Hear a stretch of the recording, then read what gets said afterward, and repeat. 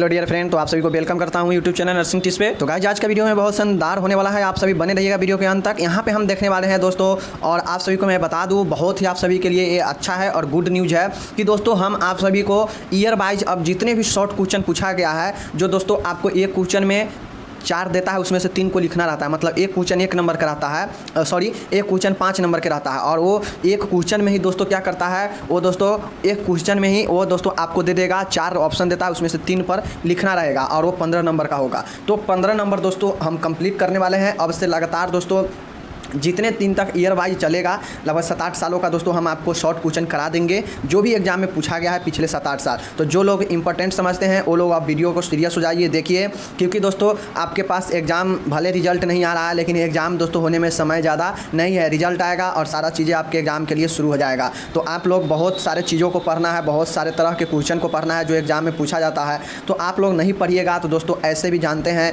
कि आपको first year में एग्ज़ाम गड़बड़ हो गया होगा, सेकेंड ईयर में भी आप गड़बड़ कर लीजिएगा तो फिर कहानी ही खत्म हो जाएगा। तो इसलिए आपका मौका है कि अगर फर्स्ट ईयर में सही से एग्जाम नहीं हो पाया है, अच्छा नंबर नहीं आ पाता है, तो सेकेंड ईयर में अच्छे से इसको रिकवर करने का समय है। तो इसके लिए पढ़ना होगा और पढ़िए वही जो एग्जाम में पूछता हो। तो हम इसीलिए तो करा रहे हैं वीडियो सारे जो एग्जाम में पूछा जाता है। जितने भी वीडियो हमने कराया, चाहे शॉर्ट हो, लॉन्ग हो, चाहे ऑब्जेक्टिव हो, फिलअप हो, इस सभी एग्जाम बेस्ड क्वेश्चन है साथियों। अभी इसके बाद जब ये सेशन शॉर्ट वाला खत्म हो जाएगा तो आप सभी को मैं फुल फॉर्म दूंगा जो कि 5 से 10 नंबर 100% पूछेगा ही। तो इससे सारे क्वेश्चन पढ़िए जो कि आपको एग्जाम में आए। ऐसा नहीं है कि कुछ भी पढ़ लीजिए, झूठ साच कुछ भी दूसरे यूट्यूब चैनल की तरफ बताता हो जिसका कोई मतलब ही नहीं है कि आपके एग्जाम में आता है या नहीं आता है, इस टाइप के क्वेश्चन है या नहीं है। तो चलिए हम लोग शुरू करते हैं बिना किसी देरी किए हुए।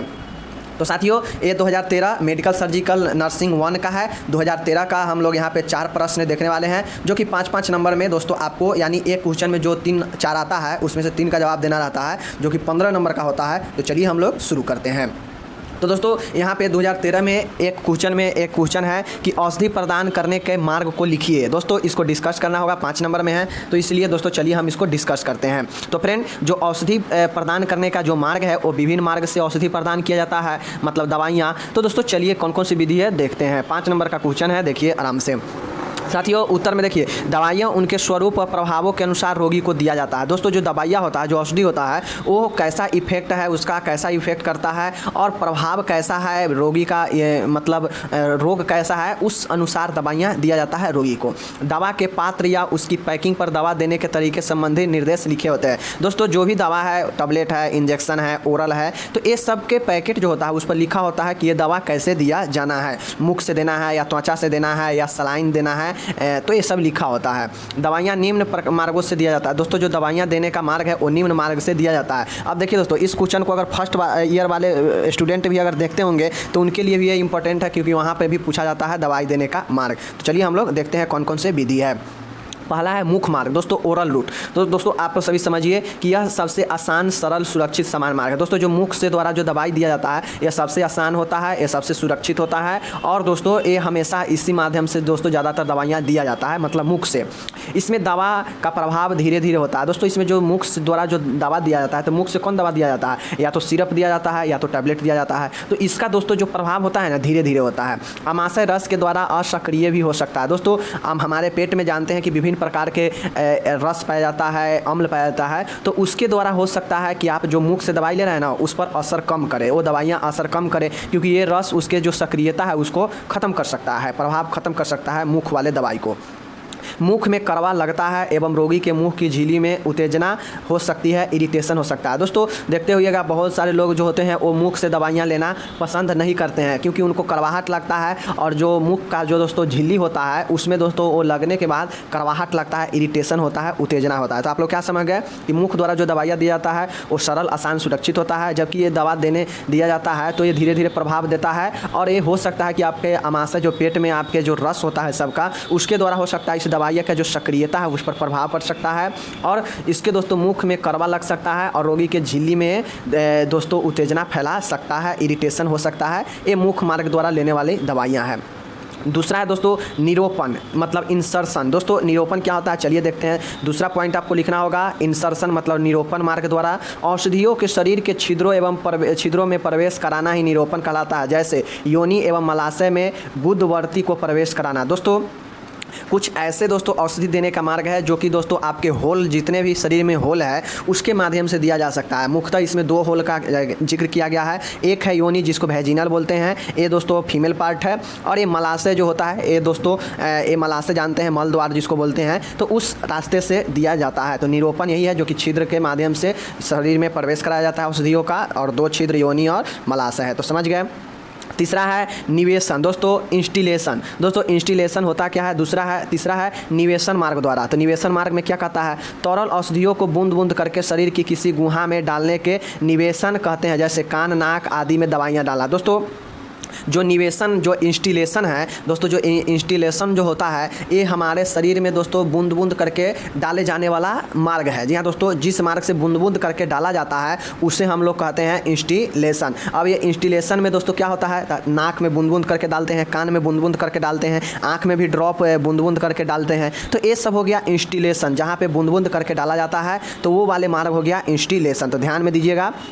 आपको मुख्यतः दोस्तों ये सारे चीज़ पॉइंट याद रखना है कि ओरल क्या होता, ओरल होता है, निरूपण होता है, निवेशन होता है, एक होता है, चौथा है मालिश होता है, जो कि दवाई देने का एक मार्ग क्या है? मालिश है। इसमें औषधि को त्वचा की ऊपरी सतह पर लगाने से इसका प्रभाव उत्पन्न होता है, जैसे अनुत्तेजक और प्रशामक, प्रतिरोधी आदि। दोस्तों मालिश मतलब इनक्शन। मालिश में होता क्या? जैसे आपके जिस दोस्तों बॉडी के जिस पार्ट पे आपको दर्द हो रहा है वहाँ पे अगर सूजन हो गया है, या दोस्तों हो सकता है वहाँ पे खुजलाहट है, तो दोस्तों ऐसे में होता क्या है कि देखते होइएगा वहाँ पे कोई लगाया जाता है, मलहम लगाया जाता है। तो वो मलहम को क्या किया जाता है? हल्का उस पर मालिश किया जाता है। मालिश करने से होता क्या है कि त्वचा ऑब्जर्व कर लेता है उसके इफेक्ट को, और वो प्रभाव उत्पन्न करता है। तो ये हो गया मालिश करने से, तो ध्यान में रखिएगा। अब दोस्तों यहाँ पे हम चलते हैं, जो 5वां मार्ग है कौन सा है देखते हैं। दोस्तों चौथा हो गया, 5वां है आरोपण, मतलब दोस्तों इम्प्लांटेशन। जी हाँ दोस्तों, इम्प्लांटेशन क्या होता है? तो इसमें औषधि को शरीर के ऊतकों में ठोस रूप में आरोपित किया जाता है। ध्यान दीजिएगा दोस्तों, आरोपण क्या होता है कि इसमें जो आरोपण जो मार्ग है इसमें दोस्तों होता है कि औषधि जो है शरीर के ऊतकों में ठोस रूप में आरोपित किया जाता है। मतलब दोस्तों बाहर से ऊतक पर ठोस प्रभाव ऊतक के रूप में दिया जाता है, यही होता है आरोपण। छठा जो मार्ग है दोस्तों अंतःश्वसन, मतलब इनहेलेशन। दोस्तों दवा देने का जो छठा मार्ग है वो है अंतःश्वसन, मतलब इनहेलेशन। अब दोस्तों इसमें औषधि को श्वसन तंत्र के द्वारा प्रदान किया जाता है। दोस्तों जो इनहेलेशन है, जानते हैं कि जिसको अस्थमा वाले पेशेंट होता है, जिसको सांस में प्रॉब्लम होता है, उसको दोस्तों क्या होता है, उसको देखते होइएगा श्वसन मार्ग के थ्रू क्या होता है, उसके दवाई रह के किसी मशीन होता है दोस्तों, नेबुलाइजर होता है, उसमें दवा रह के और श्वसन किया जाता है, तो उसका दवाई का इफेक्ट श्वसन के थ्रू अंदर जाता है और फिर दमा वाले पेशेंट राहत लेते हैं। तो यही चीज़ें हैं, समझ गए कि अंतःश्वसन में इस प्रकार की दवाइयाँ दिया जाता है जो कि श्वसन तंत्र को प्रदान किया जाता है। औषधि का स्थानीय एवं तीव्र प्रभाव उत्पन्न होता है। दोस्तों मैंने क्या बताया कि अचानक किसी पेशेंट में अगर जो अस्थमा है, जो दमा है दोस्तों, वो अचानक उत्पन्न होने लगा, अत्यधिक उसका दोस्तों खांसी और उसको दम फूलने लगता है, तो ये दवा दिया जाता है, इनहेलेशन दिया जाता है जो कि श्वसन मार्ग से होता है, जिसमें होता क्या है कि नेबुलाइजर में एक गोली रख के और उसका श्वसन किया जाता है। तो दोस्तों वैसे में एक तीव्र प्रभाव दिखाकर और दमा को कम करता है। जैसे मैंने क्या बताया कि दमा के रोगी को नेबुलाइजर द्वारा दवाई देना, वही चीज़ें मैंने बताया। बेहोश करते हुए नाइट्रस ऑक्साइड देना। दोस्तों बेहोश करते समय भी उसे श्वसन मार्ग पे दोस्तों नाइट्रस ऑक्साइड रखा जाता है, जिससे मरीज जो है सूंघ कर श्वसन से वो क्या होता है दोस्तों बेहोश हो जाता है। तो ये चीज़ें हो गया। 7वां मार्ग है दोस्तों टीका लगाना या अंतेतर मार्ग से औषधि देना, मतलब पेरेंटल रूट या पेरेंटल थेरेपी। तो दोस्तों ये टीका लगाने का जो दोस्तों चीज़ें होता है, जो वैक्सीनेट है या दोस्तों जो अंतरेतर मार्ग है, पेरेंटल रूट है, उसके थ्रू भी दिया जाता है। तो ध्यान दीजिएगा पेरेंटल रूट में कौन कौन से आएगा। तो दोस्तों अंतःपेशीय मतलब इंट्रामस्कुलर, जो कि मांसपेशी में दिया जाएगा, जो कि दोस्तों ये क्या है, सब इंजेक्शन का भी टाइप इसको बोल सकते हैं। जी हाँ दोस्तों, पेरेंटल थेरेपी को हम अच्छे से पढ़ा भी चुके हैं फर्स्ट ईयर वाले को, तो जाके आप लोग देख सकते हैं कि पेरेंटल थेरेपी को इंजेक्शन का टाइप भी बोल सकते हैं। तो यहाँ है अंतःपेशीय में दिया जाता है, पेरेंटल थेरेपी में मांसपेशी होता है, इंट्रामस्कुलर में मांसपेशी में दिया जाता है। बी नंबर है अर्धसत्वचीय। जी हाँ दोस्तों, अर्धसत्वचीय मतलब सबक्यूटेनियस होता है, त्वचा के नीचे स्थित ऊतकों में दिया जाता है। दोस्तों ये मांसपेशी में दिया जाता है इंट्रामस्कुलर, और जो सबक्यूटेनियस होता है या त्वचा के नीचे दिया जाता है, त्वचा के नीचे ऊतकों में। तो ये चीज़ें समझ गए। अब चलिए यहाँ पे कुछ और पॉइंट है जिसको देखते हैं। यहाँ पे देख सकते हैं अंतः त्वचीय, मतलब दोस्तों अंतः मतलब बाहरी त्वचा के नीचे। दोस्तों जो बाहरी त्वचा है, जो ऊपर से हम लोग देखते हैं त्वचा, उसके नीचे दिया जाएगा, तो ये अंतः त्वचीय मतलब त्वचा के अंदर। डी नंबर है अंतःशिरीय मतलब इंट्रावेनस। दोस्तों इंट्रावेनस मतलब अंतःशिरीय मतलब सिराओं में दिया जाएगा। अंतः मेरुरज मतलब मेरु गुहा में दिया जाएगा। अंतः अस्थि मतलब इंट्रोसियस अस्थि मज्जा में दिया जाएगा। उसके बाद दोस्तों है अंतः धमनीय इंट्रा आर्टियल मतलब धमनी में दिया जाएगा इंजेक्शन। एच नंबर है अंतः उद्रवीय मतलब इंट्रा पेरेंट्रल उधर गुहा में दिया जाएगा। और ए है आई नंबर है अंतः हृदय इंट्राकार्डियक मतलब हृदय पेशी में दिया जाएगा। तो आप लोग को याद रखना है, बहुत ईजी है। अंतः त्वचीय, अंतः सिरीय, अंतः मेरुरज, अंतः अस्थि, अंतः धमनीय, अंतः उद्रावीय और अंतः हृदय। और सभी का मतलब लिख देना। जैसे त्वचा है तो त्वचा का मतलब त्वचा होता है, सिरा का मतलब सिरा होता है, जिसको हम लोग वेन बोलते हैं, तो वही होता है इंट्रावेनस। मेरुरज है तो आप लोग जानते हैं मेरुरज को स्पाइनल बोलते हैं। और अंतः का इंट्रा होगा तो इंट्रा स्पाइनल मतलब मेरु गुहा में दिया जाएगा। और दोस्तों ये सभी चीज़ें जो दिया जाता है ना, वो दोस्तों जिस भाग में दिया जाएगा उस भाग के गुहा में दिया जाता है, कैविटी में दिया जाता है। तो ये चीज़ें को समझ लीजिए। तो उम्मीद है आपको ये सारे जो हम यहाँ पे देखे हैं, कितना पॉइंट दोस्तों हम देखे हैं, दवाई देने का मार्ग 7 पॉइंट देखे हैं। और 7वां पॉइंट आप लोग याद रख लीजिएगा, कोई ज़्यादा नहीं है। टीका या पेरेंटल रूट जो होता है वो क्या क्या होता है यहाँ पे देख लिए। अब चलिए नेक्स्ट में देखते हैं। दोस्तों बहुत शानदार प्रश्न था, याद कीजिएगा, 5 नंबर में बहुत इंपॉर्टेंट है। अब देखिए दोस्तों ये जो क्वेश्चन है ये 10 नंबर में है। और ये 10 नंबर में ये क्वेश्चन का कोई दोस्तों मतलब नहीं है, आधा पेज में होने वाला है और 10 नंबर है। लेकिन यहाँ पे दोस्तों ये उसी को लिख पाते जिसको यादें होगा चीज़ें। तो दोस्तों ये चेक करता है कि जो स्टूडेंट है उसको कितना चीज़ें याद है। तो ये अंदर के क्वेश्चन पूछा गया है। जैसे देखिए निम्नलिखित में प्रत्येक का 3-3 उलझाव लिखे मतलब कॉम्प्लिकेशन जटिलता लिखे। मतलब दोस्तों जटिलता भी हम लोग पढ़े थे, जो लॉन्ग लॉन्ग क्वेश्चन था वहाँ पे सभी बीमारी का जटिलता होता है। जटिलता का मतलब होता है कि यह और दोस्तों कैसे भव्य रूप ले सकता है ये बीमारी, उसमें और क्या क्या हानि हो सकता है, तो वही जटिलता होता है।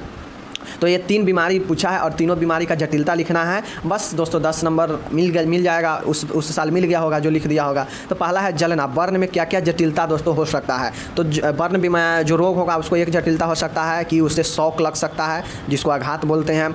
दूसरा है एक्यूट रीनल फेल्यूर, मतलब दोस्तों जो एक्यूट रीनल फेल्यूर है उसको दोस्तों ये हो सकता है जलने वाले मरीज को, तो ये भी दोस्तों ये इसका एक कॉम्प्लिकेशन है। तीसरा है संक्रमण व सेप्सिस, दोस्तों इन्फेक्शन और सेप्सिस हो सकता है, मतलब जो जला हुआ पेशेंट है उसको जटिलता ये हो सकता है कि उसका दोस्तों जले हुए भाग पर इन्फेक्शन हो सकता है। तो ये 3 यहाँ पे हो गया, इसका आंसर इतना हो गया। दूसरा है डायबिटीज मेलाइटिस, दोस्तों जो डायबिटीज मेलाइटिस है इसका जटिलता लिखना है कि अगर किसी पेशेंट में डायबिटीज मेलाइटिस होता है तो उसको और क्या हानिकारक और दोस्तों क्या कष्ट हो सकता है, तो उसमें 3 लिखना है। तो पहला है दोस्तों डायबिटिक कोमा में, तो दोस्तों ऐसे पेशेंट जिसमें डायबिटीज मेलाइटिस होगा तो उसमें और हानिकारक जटिलता क्या हो सकता है कि वो डायबिटिक कोमा हो सकता है। उसमें गुर्दे में विकार मतलब किडनी खराब हो सकता है, जिसको नेफ्रोपैथी बोलते हैं गुर्दे में विकार को, तो ध्यान में रखिएगा। तीसरा है दोस्तों कोरोनरी आर्टरी डिजीज होगा, तो ध्यान में रखिएगा कि जिसको डायबिटीज मेलाइटिस होगा उसको जटिलता में डायबिटीज कोमा हो सकता है, गुर्दे में विकार हो सकता है और कोरोनरी आर्टरी डिजीज हो सकता है। तो इस चीज़ को ध्यान में रखिएगा, जो कि ये दोस्तों जटिलता है डायबिटीज मेलाइटिस का। अब दोस्तों यहाँ पे तीसरा देखिए कितना अच्छा प्रश्न है। तीसरा देखिए कि स्पाइनल इंजरी, दोस्तों स्पाइनल इंजरी अगर किसी को होता है तो उसका जटिलता मतलब उसका और दोस्तों भव्य या खतरनाक रूप क्या हो सकता है उसमें, तो पक्षघात पैरालिसिस हो सकता है। दोस्तों स्पाइनल इंजरी अगर होगा तो शरीर के कोई भी अंग जो है दोस्तों वो पैरालिसिस इफेक्टेड हो जाएगा, पक्षघात हो जाएगा। और पैरालिसिस में क्या होगा मैंने बताया भी है आप लोग को। दूसरा है अचेतन मतलब अनकॉन्शियस हो सकता है। दोस्तों जिस पेशेंट को स्पाइनल इंजरी हो जाएगा तो उसको ये भी दोस्तों हो सकता है बहुतों में कि उसका जो दोस्तों कॉन्शियस है मतलब जो चेतन है वो खो देगा, मतलब अनकॉन्शियस हो जाएगा। तीसरा है डीप वेनस थ्रोम्बोसिस हो जाएगा। दोस्तों किसी पेशेंट में अगर स्पाइनल इंजरी है तो उसको दोस्तों और जो जटिलता हो सकता है ये कि उसमें डीप वेनस थ्रोम्बोसिस होता है, मतलब दोस्तों जो वेन है वहाँ पे थ्रोम्बोन जो होता है दोस्तों वो और गहरा हो जाएगा। तो ये 3 स्पाइनल इंजरी, ये डायबिटीज मेलाइटिस और ऊपर में बर्न 3-3 लिखना था। 10 नंबर आपको यहाँ पे मिल जाता है, जो कि क्वेश्चन इस प्रकार से पूछा गया था। अब चलिए नेक्स्ट क्वेश्चन की तरफ हम चलते हैं। देखिए दोस्तों नेक्स्ट क्वेश्चन बहुत ही शानदार और बहुत ही आसान क्वेश्चन है और ये भी क्वेश्चन अपने आप में दोस्तों 5 नंबर में बहुत ज़्यादा इंपॉर्टेंट है और पूछा भी गया है 2013 में। तो दोस्तों यहाँ पे देखिए, यहाँ पे जो क्वेश्चन है पूछ रहा है कि शल्य कक्ष में रोगी के देखभाल के दौरान नर्स की क्या क्या भूमिका होती है। मतलब दोस्तों जो ऑपरेशन थिएटर होता है, जो शल्य कक्ष है जहाँ पे दोस्तों ऑपरेशन पेशेंट का होता है, तो उस दौरान पेशेंट को क्या क्या देखभाल किया जाता है। या क्वेश्चन दोस्तों इस प्रकार से भी आपसे पूछ देगा कि बताइए प्री ऑपरेटिव मतलब दोस्तों जो शल्य क्रिया है उस शल्य क्रिया होने से मतलब सर्जरी होने से पूर्व जो है नर्सिंग देखभाल को बताइए, फिर भी आंसर यही होगा। तो ये चीज़ को ध्यान में रखिए। चलिए हम लोग देखते हैं। तो दोस्तों ये इंपॉर्टेंट है, आप लोग देख लीजिएगा, इस बार पूछा भी जा सकता है। तो दोस्तों ओटी में नर्स का रोगी के निम्न प्रकार से देखभाल करती है। दोस्तों जो ऑपरेशन थिएटर होता है वहाँ पे नर्स जो है रोगी को निम्न प्रकार से देखभाल करती है, जो कि ऑपरेशन से पूर्व का होता है। तो दोस्तों पहला है कि मरीज को ओटी में रिसीव करने के बाद मरीज के सभी इन्वेस्टिगेशन की जाँच करती है। दोस्तों जो मरीज सर्जरी वाले होते हैं जिनको ऑपरेशन करना होता है, तो वो मरीज़ जब ओटी में रिसीव हो जाता है, मतलब ओटी में चला जाता है, जो नर्स उसे रिसीव कर लेती है सर्जरी के लिए, तो वो पहले रिसीव करने के बाद मरीज़ के सारे जांचों को देखती है, इन्वेस्टिगेशन को, निदान को, मतलब कौन कौन से टेस्ट हुआ है उस चीज़ को वो देखती है। दूसरा है कि मरीज़ को आवश्यक प्री ऑपरेटिव केयर प्रोवाइड करती है। दोस्तों प्री ऑपरेटिव केयर के मतलब क्या होता है कि सर्जरी से पहले क्या क्या किया जाएगा। तो क्या क्या किया जाएगा, तो पेशेंट को दोस्तों प्री ऑपरेटिव में क्या किया जाता है, तो पेशेंट को एक आवश्यक समय के अनुसार उसे अन्न नहीं दिया जाएगा, उसे फ्लूइड प्रदान किया जाएगा, मतलब द्रव प्रदान किया जाएगा, उसे सर्जरी से पहले उसके जहाँ सर्जरी होने वाले जगह है वहाँ पर उसके बाल को साफ किया जाएगा। मतलब तो ये जो पहले किया जा सकता है उसे संक्रमण मुक्त रखेगा, तनाव मुक्त रखेगा, ये सारे चीज़ें हैं। पेशेंट के जो रिलेशन होगा उससे लिखित चीज़ें ले लेगा, तो ये सारे चीज़ें प्री ऑपरेटिव में होता है। तो ये चीज़ें ऐसे भी हम समझा दिए और यहाँ भी देख ही रहे हैं। अगर दौरान पूछ देगा कि सर्जरी के दौरान क्या क्या देखभाल करेंगे तो फिर भी ये होगा, और पूर्व पूछ देगा तो फिर भी यही होगा। तो चलिए देखते हैं। 2 हो गया। तीसरा है मरीज की सर्जरी साइड से बाल साफ होगा, तो वही चीज़ है, बाल या रोम साफ होगा। चौथा है मरीज के सभी प्रकार के गहने आदि उतार दिया जाएगा। दोस्तों ये जो सर्जरी होने से पहले मरीज के शरीर पर जितने भी दोस्तों एक्स्ट्रा चीज़ें हैं, घड़ी वगैरह, गहना, ये सब क्या करेगा, हटा दिया जाएगा, नर्स उतार देगी। 5वां है मरीज को गाउन पहनाती है, उस पर मरीज का नाम, उम्र, बेड नंबर आदि टैग लगाती है। दोस्तों सर्जरी होने से पहले प्री ऑपरेटिव में नर्स जो क्या करती है कि पेशेंट को तैयार करती है, गाउन पहनाती है, उस पर मरीज का नाम, उम्र, बेड नंबर आदि का टैग लगा देती है, जिससे मरीज पहचान में आ सके। 6ठा नंबर है कि मरीज को दोस्तों एनेस्थेसिया टैबलेट पर शिफ्ट करती है एवं उपयुक्त स्थिति प्रदान करती है। दोस्तों आप लोग जानते हैं कि मरीज को सर्जरी से पहले उसे बेहोशी किया जाता है, तो वही एनेस्थेसिया होता है। तो पेशेंट को एनेस्थेसिया टेबल पर शिफ्ट किया जाता है और उपयुक्त पोजीशन दिया जाता है, जिस भी पोजीशन में ये चीज़ें एनेस्थेसिया दिया जाता हो तो वो चीज़ में होता है। 7वां एनेस्थेसिया के दौरान मरीज के विटल साइंस की लगातार जाँच करती है। दोस्तों अब एनेस्थेसिया दिया जाता है, मतलब बेहोशी जब दिया जाता है पेशेंट को, तो उस समय जो विटल साइंस होता है, जो जैविक चिन्ह है, जैसे सांस हो गया, हार्ट रेट हो गया, ब्लड प्रेशर हो गया, टेम्परेचर हो गया, ये सबको लगातार जांच करती रहती है कि कहीं पेशेंट बेहोशी देते देते कहीं उसका कुछ गलत तो ना हो जाए उसके साथ। तो ये चीज़ें हैं। 8वां है मरीज को दोस्तों ट्रॉली से ओटी टेबल पर शिफ्ट करते समय IV cannula, IV line, O2 mask आदि का ध्यान रखते हैं। दोस्तों जो भी मरीज को ओटी में शिफ्ट किया जाता है तो उसे नॉर्मल वार्ड से ले जाया जाता है, कहाँ, ओटी रूम में, तो वहाँ पे ट्रॉली से ले जाया जाता है। तो वहाँ पे इस सारे चीज़ों को ध्यान में रखा जाता है कि जो कैनुला है, जो आईवी लाइन है, जो ओटी ऑक्सीजन मास्क है, उस सभी को क्या किया जाता है, ध्यान में रखा जाता है। तो ये हो गया 8वां पॉइंट। अब दोस्तों 8वां पॉइंट हो गया। अब 9वां पॉइंट हम लोग यहाँ पे देखते हैं। मरीज की सर्जरी के अनुसार उसे स्थिति प्रदान की जाती है। दोस्तों जो मरीज है उसे सर्जरी के अनुसार जो है, मतलब कैसा सर्जरी है उसे वैसा स्थिति पोजीशन प्रदान किया जाता है। अब दोस्तों ये सर्जरी देखते होइएगा, आँख का भी होता है, पैर का भी होता है, पेट का भी होता है, तो जैसा सर्जरी हो वैसा उसे पोजीशन प्रदान किया जाएगा।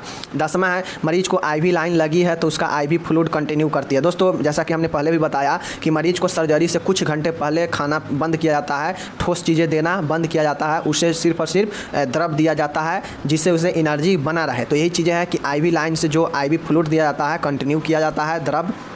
11 है सर्जरी के दौरान मरीज के जैविक चिन्हों में किसी प्रकार के परिवर्तन होने पर डॉक्टर को तुरंत सूचित करें। दोस्तों सर्जरी अगर हो रहा है तो उस समय दोस्तों हमें बात करें सर्जरी के दौरान, इसमें सभी मिक्स है, तो आपसे पूछ देगा कि सर्जरी के दौरान केयर लिखे, नर्सिंग के द्वारा केयर लिखे, सर्जरी से पूर्व का लिखे, वो भी लिख सकते हैं, सर्जरी के बाद भी लिख सकते हैं। तो ये सारे चीज़ें ये क्वेश्चन से आपको प्राप्त हो जाएगा। मतलब सीधा सीधा समझिए कि जो नर्स का अहम रोल है सर्जरी में पेशेंट के लिए, वो क्वेश्चन जो भी पूछेगा तो आप यहाँ से लिख सकते हैं। तो ये चीज़ें हैं, मतलब अगर विटल साइंस में कोई भी चेंजेज होता है तो डॉक्टर को तुरंत नर्स बताएगी। 12 है मरीज को आवश्यकता अनुसार O2 मास्क द्वारा नम O2 लगातार प्रदान किया जाएगा एवं मरीज को SpO2 स्तर चेक करती है। दोस्तों मरीज को अगर ऑक्सीजन ज़रूरत है तो O2 लेवल जो है मास्क द्वारा O2 का एक दोस्तों सॉफ्ट दोस्तों लेवल प्रदान किया जाएगा। 13 है सर्जरी के दौरान सर्जरी की आवश्यकता अनुसार मदद करती है। दोस्तों जो सर्जन होते हैं दोस्तों, जो सर्जन होते हैं वो दोस्तों नर्स का काम होता है कि आवश्यकता अनुसार सर्जन को मदद करेगी। 14 नंबर सर्जन सर्जरी के दौरान आर्टिकल सही समय पर डॉक्टर को उपलब्ध कराती है। मतलब दोस्तों जितने भी सर्जरी के सामान है, उपकरण है, उसको सही समय पर डॉक्टर द्वारा मांगने पर उपलब्ध कराएगी।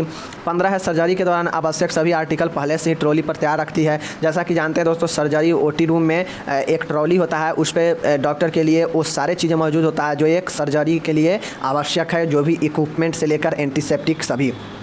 16 है सही समय पर सही साइज तथा स्ट्रक्चर प्रदान करती है। दोस्तों जो सही समय पर सही साइज का दोस्तों स्ट्रेचर प्रदान करती है। 17 है सर्जरी पूर्ण होने के बाद आर्टिकल एवं ट्रॉली ओटी टेबल के समीप से हटा देती है। दोस्तों अगर सर्जरी ख़त्म हो जाता है, ऑपरेशन हो जाता है समाप्त, तो जितने भी आर्टिकल है उसको क्या करती है, ट्रॉली से ओटी टेबल के समीप से हटा देती है।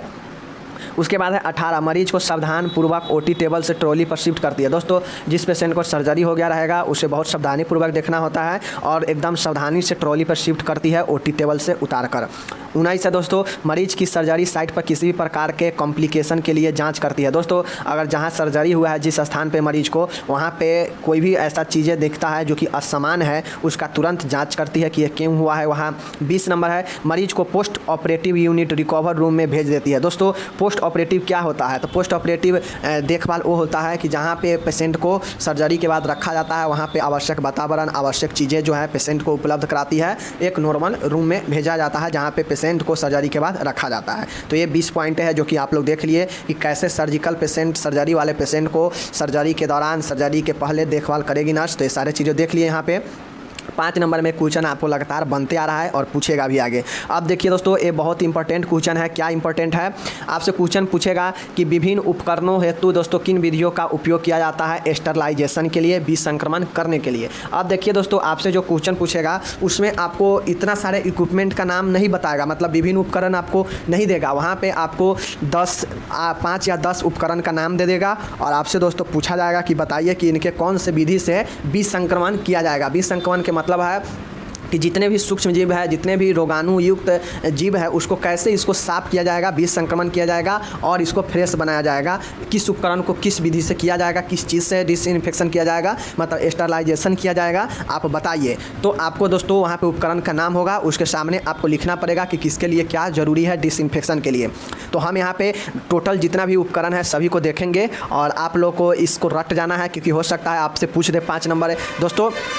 ये जो क्वेश्चन पूछा गया है ये 10 नंबर में पूछा गया है 2013 में 10 नंबर में पूछा गया है, जहाँ पे 7-8 क्वेश्चन का ही 7-8 इंस्ट्रूमेंट का ही नाम दिया था, उपकरण का ही नाम दिया था 7-8 का ही, और वो उसका सामने 1-1 पॉइंट 2-2 पॉइंट लिखना था कि इसको कैसे किया जाएगा। तो वो दोस्तों 10 नंबर में क्वेश्चन था। तो समझ सकते हैं, अगर पूछ देगा तो आपसे ईजी है लिखना, अगर याद है तो चलिए शुरू करते हैं। देखिए दोस्तों विभिन्न उपकरणों को उसके विसंक्रमण की विधियाँ निम्नलिखित है, किसके लिए कौन है, तो इधर है उपकरण का नाम, इंस्ट्रूमेंट के नेम, और इधर है मेथड ऑफ स्टरलाइजेशन, मतलब विसंक्रमण की विधि। तो चलिए पहला है दोस्तों थर्मामीटर। दोस्तों ये तो फर्स्ट ईयर में भी काफ़ी पूछा जाता है कि बताइए थर्मामीटर को कैसे विसंक्रमण किया जाएगा। तो दोस्तों पहला है थर्मामीटर को डिटॉल के द्वारा किया जाएगा, सेवलॉन के द्वारा किया जाएगा और लाइसॉल को द्वारा किया जाएगा। तो ये चीज़ें ध्यान में रखिए, तीनों में से कोई भी याद है तो आप एक लिख देंगे तो आपका सही हो जाएगा। थर्मामीटर के लिए कौन है, डिटॉल है, सेवलॉन है और लाइसॉल है। तो इस चीज़ को ध्यान में रखिए कि थर्मामीटर को इस तीनों के द्वारा विसंक्रमण मतलब साफ किया जाता है, संक्रमण से मुक्त किया जाता है। दूसरा है सिस्टोस्कोप। दोस्तों जो सिस्टोस्कोप है याद रखिएगा, सिस्टोस्कोप के जो दोस्तों है वो एथिलीन ऑक्साइड, दोस्तों एथिलीन ऑक्साइड से क्या किया जाता है, साफ किया जाता है, विसंक्रमण किया जाता है। दोस्तों बहुत में तो एक विधि ही है, तो इसको आपको याद रखना है। जो हिस्टोप है दोस्तों, जो हिस्टोस्कोप है और दोस्तों हार्ट लंग मशीन है, मतलब जो दोस्तों हार्ट लंग जो मशीन है और जो हिस्टोस्कोप है, दोनों को एथिलीन ऑक्साइड के द्वारा ही साफ किया जाता है। तो इस चीज़ को ध्यान में रखिएगा। आपसे क्वेश्चन पूछ देगा कि बताइए सिस्टोस्कोप में किस विधि के द्वारा साफ किया जाता है, तो एथिलीन ऑक्साइड, और पूछ देगा कि हार्ट लंग मशीन को किसके द्वारा साफ किया जाता है, तो एथिलीन ऑक्साइड के द्वारा ही, मतलब ईओ के द्वारा ही। तो ये चीज़ें समझ गए।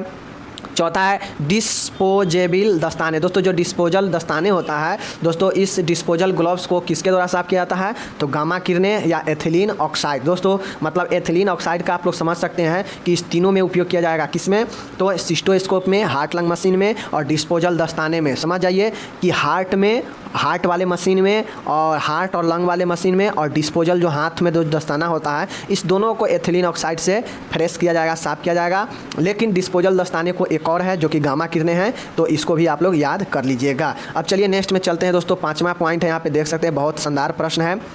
क्वेश्चन आपसे पूछेगा कि बताइए नॉन डिस्पोजल दस्ताने। दोस्तों पहला था डिस्पोजल दस्ताने, दूसरा है नॉन डिस्पोजल दस्ताने को किस प्रकार से दोस्तों उसको जो है साफ़ किया जाएगा ये नॉन डिस्पोजल दस्ताने को। तो दोस्तों डिस्पोजल दस्ताने था तो उसको हम लोग क्या देखे हैं कि उसमें एथिलीन ऑक्साइड है और गामा किरणें हैं। लेकिन नॉन डिस्पोजल पूछ देगा आपसे तो ऑटोक्लेव लिखिएगा। ऑटोक्लेव में क्या होता है दोस्तों, एक टेम्परेचर पर एक दोस्तों जितना टेम्परेचर चाहिए उस वस्तु को उतना टेम्परेचर पर उसे क्या किया जाता है, उसे गर्म किया जाता है भाप में, तो वही होता है ऑटोक्लेव। तो यही चीज़ें हैं, तो इसे नॉन डिस्पोजल दस्ताने को ऑटोक्लेव से किया जाता है। अब देखिए दोस्तों ऑटोक्लेव में बहुत सारे ऐसे उपकरण हैं जिसका दोस्तों विसंक्रमण किया जाता है। तो चलिए देखते हैं दोस्तों। डिस्पोजल सिरिंज, दोस्तों ऊपर में हम लोग देखे हैं कि डिस्पोजल सिरिंज को दोस्तों जो होता है ऊपर में हम लोग क्या देखें, मतलब दोस्तों सीधा समझिए कि जो डिस्पोजल वाले चीज़ें आ जाएगा, जो दोस्तों डिस्पोजल वाले चीज़ आपके सामने में आ जाएगा उसमें आप सीधा आंख बंद करके इथिलीन ऑक्साइड लिख दीजिएगा। जैसे डिस्पोजल सिरिंज हो गया, डिस्पोजल दस्ताने हो गया, डिस्पोजल गाउन हो गया। तो दोस्तों इस समय जितने भी डिस्पोजल वाले आ जाएगा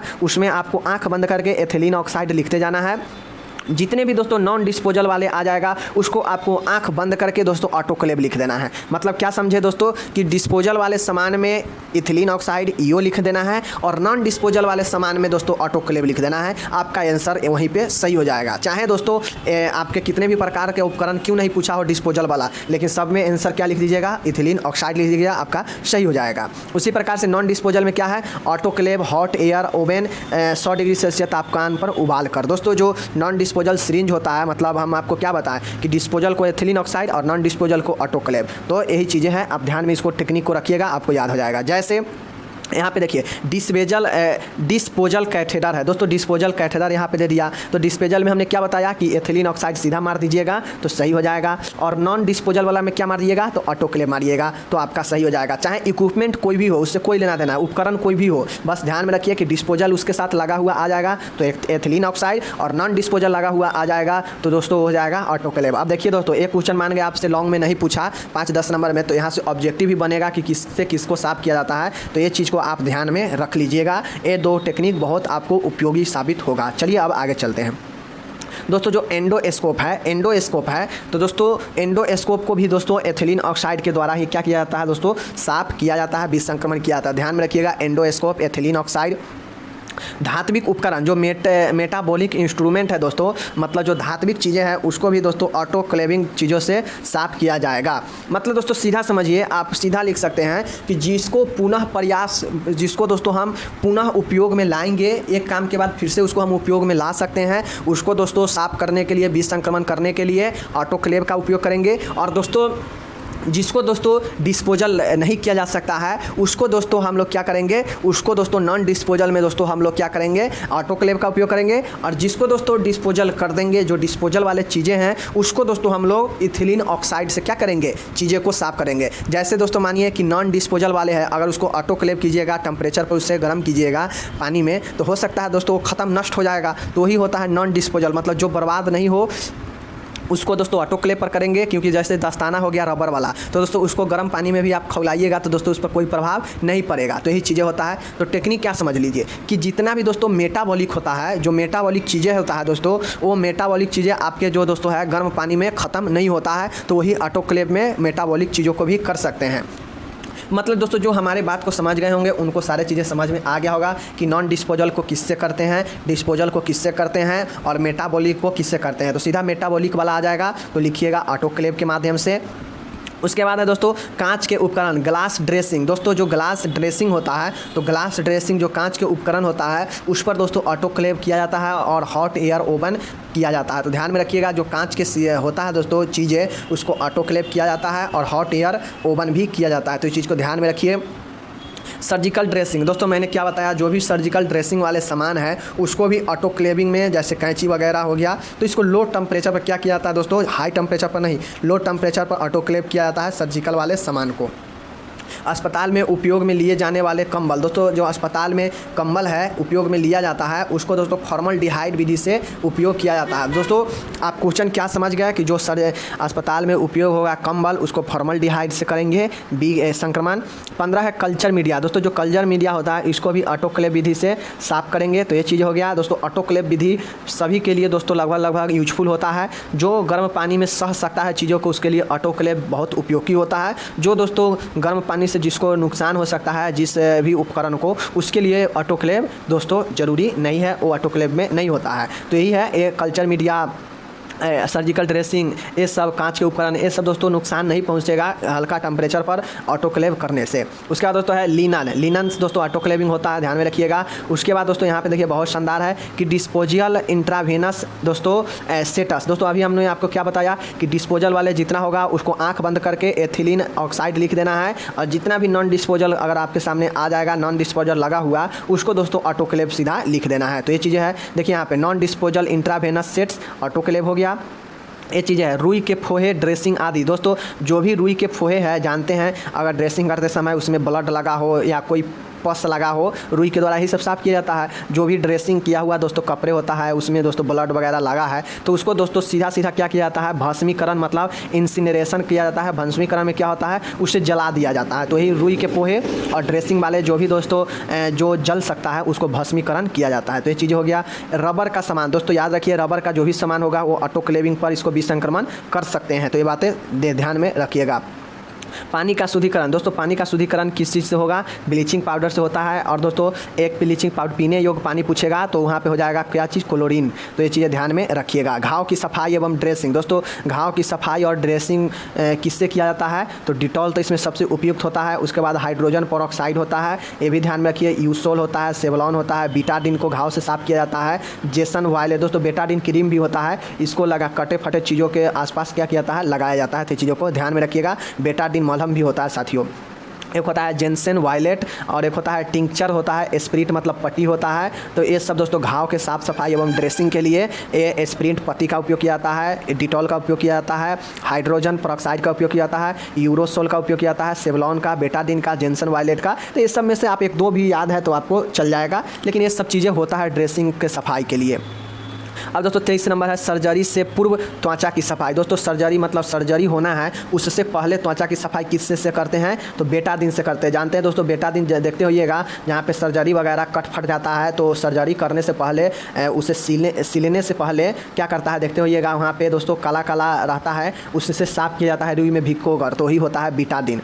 तो ये चीज़ें है। 24 है फर्श की सफाई। दोस्तों क्लीनिंग ऑफ फ्लोर मतलब जहाँ पे पेशेंट है वहाँ पे रक्त वगैरह ये सब कुछ गिरता है तो वो दोस्तों फर्श के द्वारा किससे साफ किया जाता है, तो फर्श को दोस्तों फिनॉल और लाइसोल के द्वारा साफ किया जाता है। और दोस्तों ये फिनॉल को पानी में मिलाकर लाइसोल को साफ किया जाता है फर्श को। तो चीज़ें ध्यान में रखिए, बहुत ईजी है। कमरे के धूमीकरण, दोस्तों फॉर्मिल, दोस्तों कमरे का धूमीकरण किससे किया जाता है, फॉर्मेलिन से। इस चीज़ को ध्यान में रखिएगा। आपसे पूछ देगा कि कमरे का धूम्रीकरण किससे किया जाता है, तो फॉर्मेलिन से।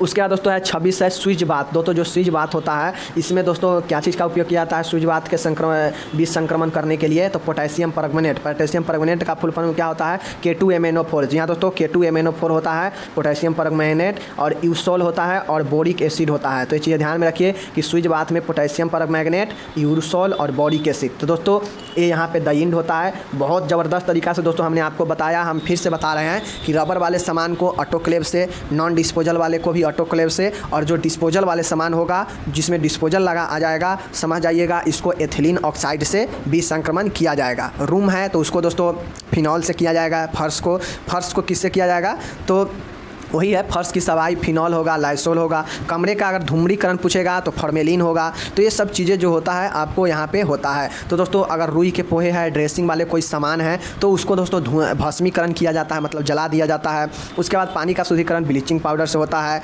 उसके बाद दोस्तों घाव की सफाई और ड्रेसिंग किससे होता है, तो बेटाडिन से होता है, स्प्रिंट मतलब पट्टी से होता है, डिटॉल से होता है, सेवलॉन से होता है, तो ये यूरोसोल से होता है, हाइड्रोजन पेरोक्साइड है। ये सब घाव के साफ सफाई के लिए है। तो ये सब चीज़ें हैं जो कि हम आपको बहुत अच्छे से समझा दिए हैं। इसमें कुछ चीज़ें ही हैं जिसको आपको ध्यान में रखना है, बाकी नॉर्मल है। सर्जिकल है तो वो चीज़ें हैं ऑटोक्लेव में होगा। आपसे नॉर्मल पूछ दिया जाएगा कि सर्जिकल वाले सामान जहाँ पे रबर वगैरह ये सब आ जाएगा तो उसको ऑटोक्लेव से कर सकते हैं। आप ध्यान दीजिएगा दोस्तों, ऑटोक्लेव में कैंची नहीं होगा, क्योंकि कैंची में अगर गर्म चीज़ें में कैंची को अगर उबालिएगा तो उसका धार क्या होगा, वहाँ पे उसका धार खत्म हो सकता है। तो इसलिए ध्यान दीजिएगा, इस सब चीज़ें को अस्पताल में उपयोग किए जाने वाला जो कंबल होता है उसको फॉर्मल्डिहाइड से करते हैं। तो इसमें से ऑब्जेक्टिव भी पूछ देगा या 10 नंबर 5 नंबर में भी पूछ देगा, तो आराम से लिख दीजिएगा। आज के बाद दोस्तों हमें उम्मीद है कि आपको कन्फ्यूजन नहीं होगा। मिलते हैं अगले वीडियो में, तब तक जय हिंद, नमस्कार, टेक केयर, बाय बाय, धन्यवाद।